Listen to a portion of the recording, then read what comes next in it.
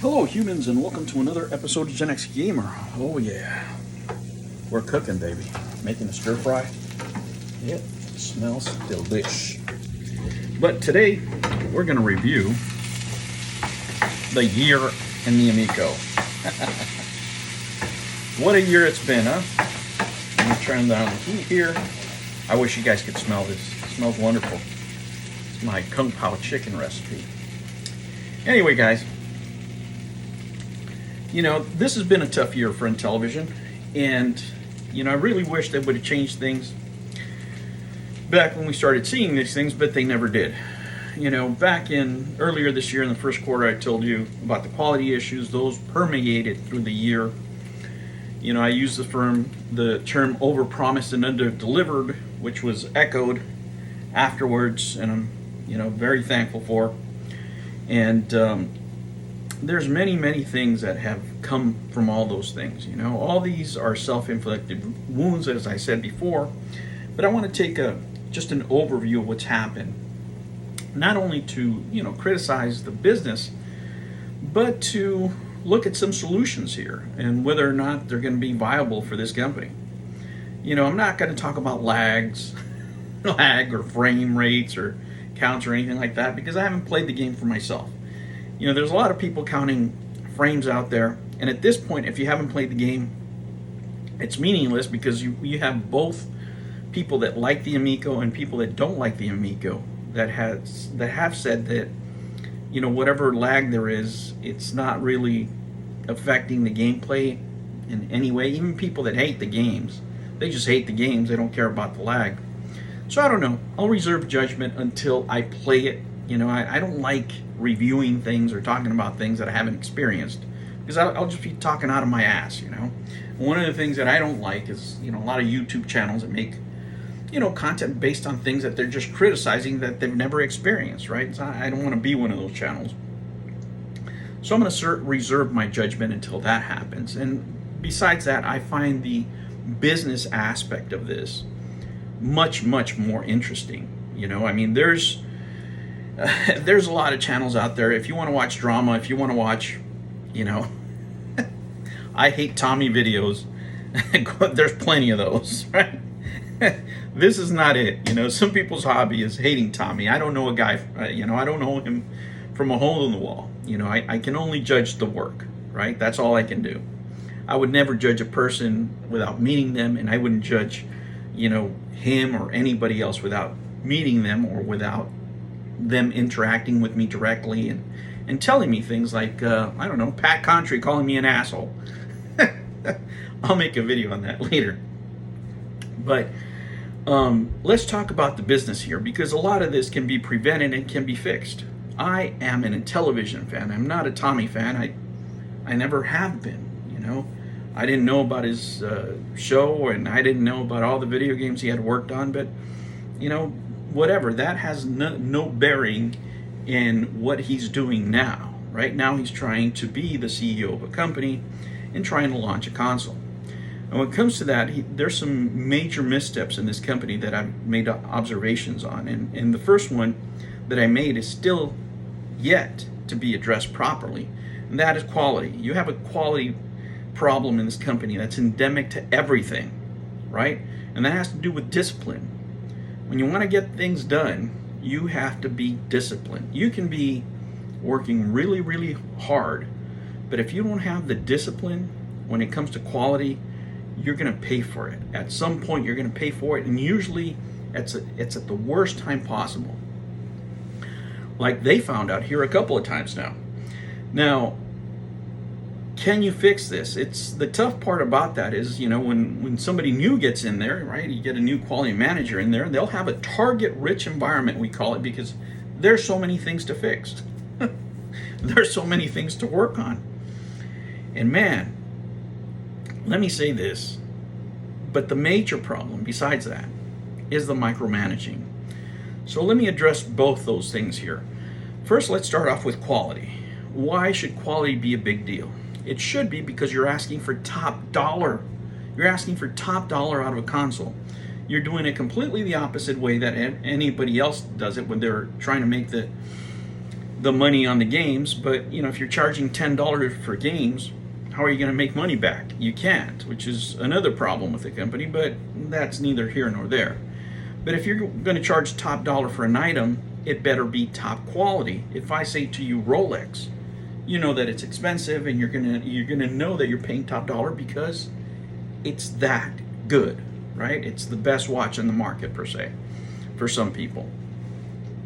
And you could say that about a lot of brands. You could say it about, you know, shoes or what have you, the ones that are the most expensive. You know, if I say shoes and I say Ferragamo, you know it's going to be expensive, but you know it's going to be a high quality shoe. But Intellivision hasn't done that. They want the money, but they don't have the quality. That needs to be addressed. That needs to be at the core of the company.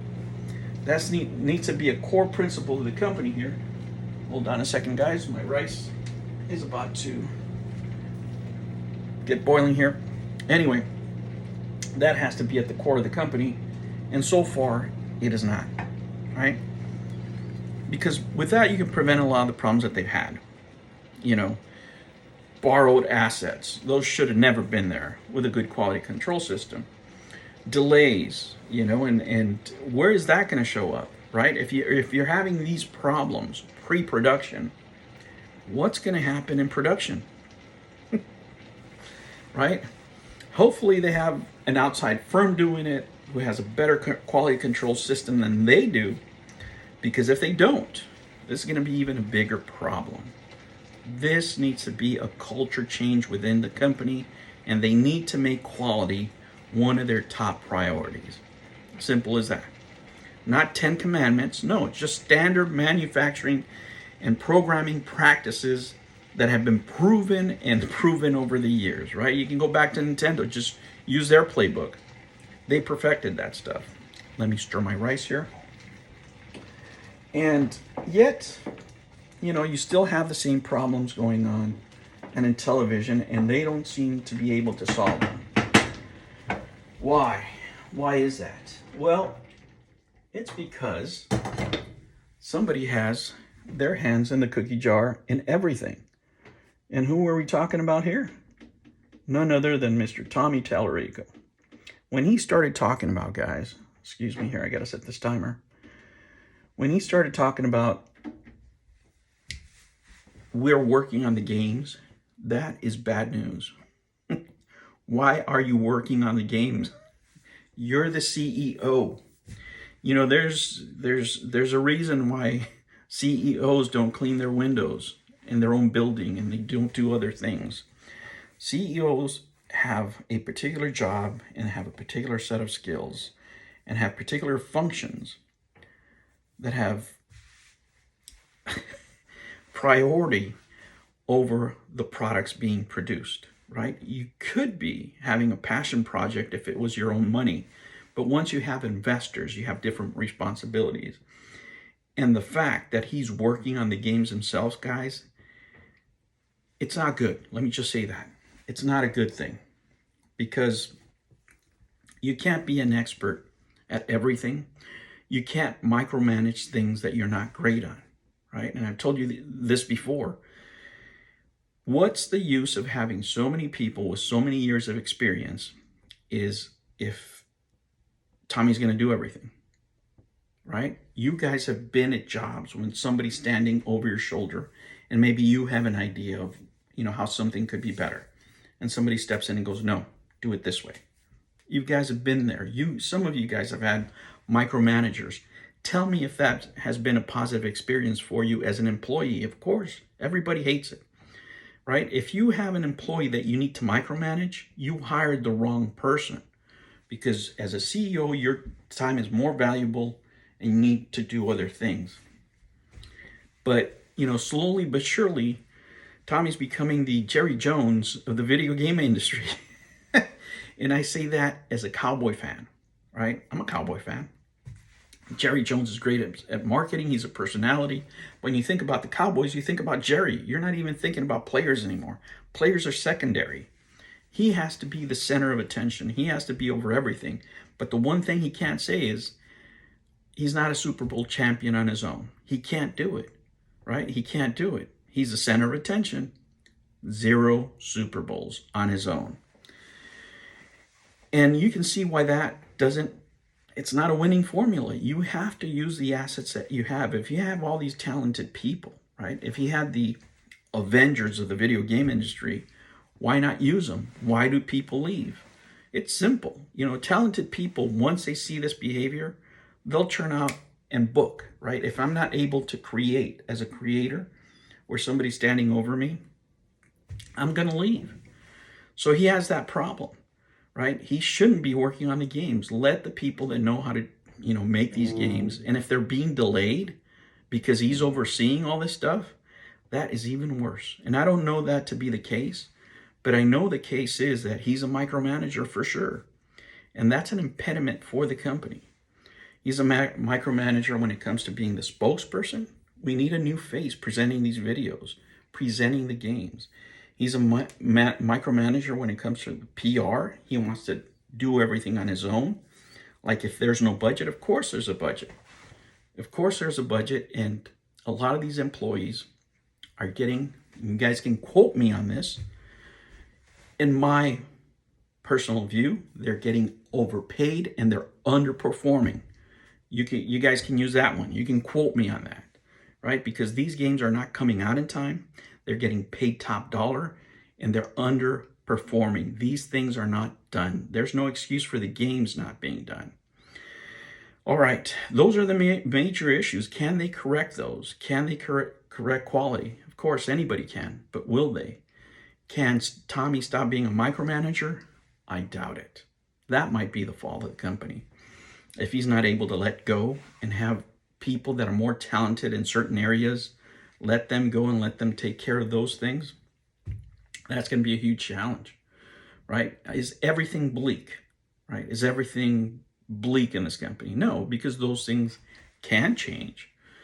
From what I saw from the UI, it's fairly unimpressive, but it's functional. It functions. It reminds me of the Saturn menu. When you went into the disc, to like if you wanted to listen to a CD. But for the type of audience that they're trying to capture, I guess that would be okay. Just think of it as the jitterbug. How they have that jitterbug cell phone for old folks with the big numbers. It's the same thing, right? But it could be better, but by seeing it, what that tells me, just my guess, right? I'm thinking June through August might be the release date of this. As a television fan, I really wish he would make those improvements so I could see my retro reimagined, the things that I actually wanted to see in this machine, which is, Cloudy Mountain or Night Stalker. There's great games out there. They should have ended the year with Flying Tigers, a deep dive, or Finnegan Fox, a deep dive, or started fresh next year.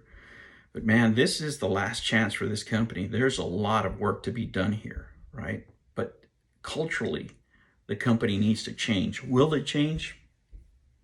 I don't know. If I had to bet on it, I would say no.